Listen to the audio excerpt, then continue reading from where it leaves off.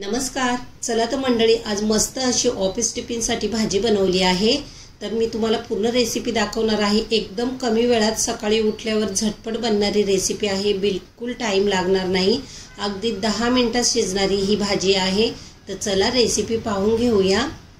तर इथे कढई तापत ठेवली आहे। कढई छान तापल्याच्या नंतर त्यामध्ये मी 2 चमचे तेल टाकून घेतलेलं आहे। तेल छान तापलं की त्यामध्ये अर्धा चमचा मोहरी आणि अर्धा चमचा जिरं टाकून घेतलंय।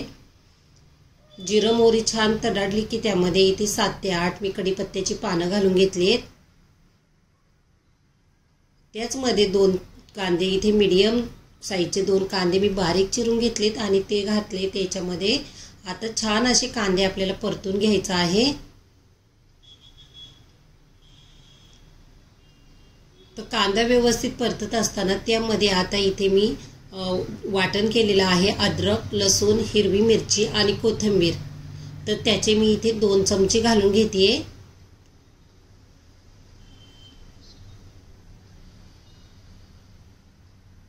अद्रक, लसूण, हिरवी मिरची आणि कोथिंबीर मी थोडंसं पाणी घालून त्याचं मिक्सरला वाटण करून घेतलं होतं। छान अशी पेस्ट करून घेतली आहे। तर ती यामध्ये घालून घ्यायची, याने छान फ्लेवर येतो भाजीला। तर छान असं व्यवस्थित त्यालाही मिक्स करून घ्यायचं, व्यवस्थित परतून घ्यायचं। तर कांदा आणि ते सगळं व्यवस्थित परतल्याच्या नंतर आता यामध्ये आपल्याला टोमॅटो घालून घ्यायचा आहे। तर इथे मी 2 छोटे छोटे टोमॅटो बारीक कापून घेतलेले आहेत। तर ते व्यवस्थित आपल्याला इथे परतून घ्यायचे। तर आता व्यवस्थित टोमॅटो वगैरे त्याच्यामध्ये मिक्स झाल्याच्या नंतर थोडंसं मीठ घालून घेते। तर पाव चमचा मीठ टाकून घेतले। सगळं मिश्रण व्यवस्थित मिक्स करून घ्यायचंय। मीठ घातल्याच्या नंतर झाकण ठेवायचं, म्हणजे जो टोमॅटो आहे आणि कांदा आहे व्यवस्थित शिजला जाईल। टोमॅटोचाही व्यवस्थित त्याच्यामध्ये मिक्स होऊन जाईल। तर 5 मिनिटांनी मी झाकण काढलं आहे आणि छान असं टोमॅटो व्यवस्थित शिजला गेलाय। थोडंसं चमच्याने मॅश केल्यावर त्याची छान अशी पेस्ट तयार होते। तर ती पेस्ट तयार झाल्यावर आपल्याला त्याच्यामध्ये बाकीचे मसाले घालून घ्यायचे। तर कांदा लसूण मसाला इथे मी 1.5 चमचा घालून घेतलाय। 1 चमचा मिरची पावडर घातली आहे। अर्धा चमचा धना पावडर घालून घेतली आहे आणि पाव चमचा गरम मसाला घातलाय आणि पाव चमचा हळद पावडर घालून घेतली। आता व्यवस्थित मिक्स करून घ्यायचे सगळे मसाले।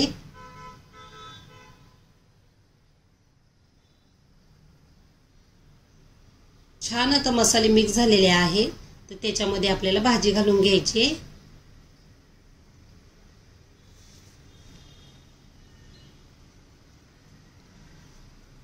इथे मी बटाट्याची एकदम बारीक बारीक स्लाइस करून घेतले।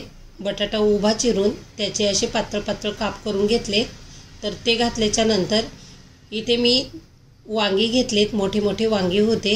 तर वांग्याचे उभ्या फोडी करून घेतलेत आणि बटाट्याचे एकदम पातळ केलेत, तर वांग्याचे एकदम जाड केलेत। कारण बटाटा खूप लवकर वांग लवकर शिजलं जातं आणि बटाट्याला उशीर होतो शिजायला, म्हणून बटाट्याच्या एकदम पातळ पातळ स्लाइसमध्ये मी फोडी करून घेतलेत आणि वांग्याच्या जराशा जाडसर फोडी ठेवलेल्या आहेत, म्हणजे वांग आणि बटाटा एकदम व्यवस्थित एकदम सोबतच शिजला जाईल अशा हिशोबाने कापून घ्यायचंय।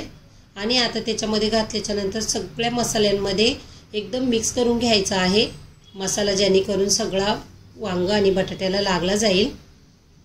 आता ह्या भाजीमध्ये आपल्याला बिलकुलही पाणी घालायचं नाहीये।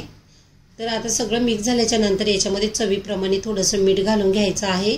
आपण कांदा आणि टोमॅटोमध्येही थोडंसं मीठ घातलं होतं, तर याच्यामध्ये एकदम चवीप्रमाणे थोडंसं मीठ घालून घेतलं आणि आता एकदम छान असं मिक्स करून घ्यायची आहे भाजी। आता भाजी सगळी मिक्स करून झाल्याच्या नंतर आपल्याला इथे त्याला शिजण्यासाठी बिलकुल पाणी घालायचं नाहीये।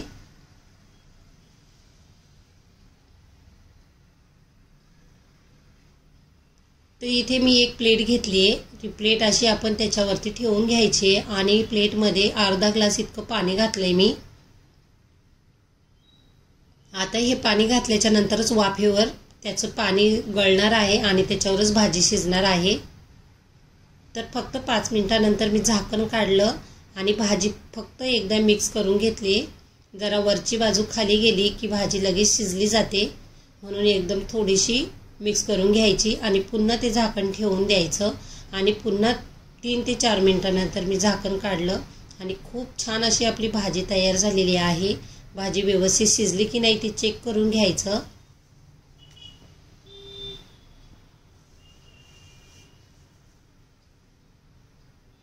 तर मी तुम्हाला दाखवते आपली भाजी शिजली की नाही व्यवस्थित।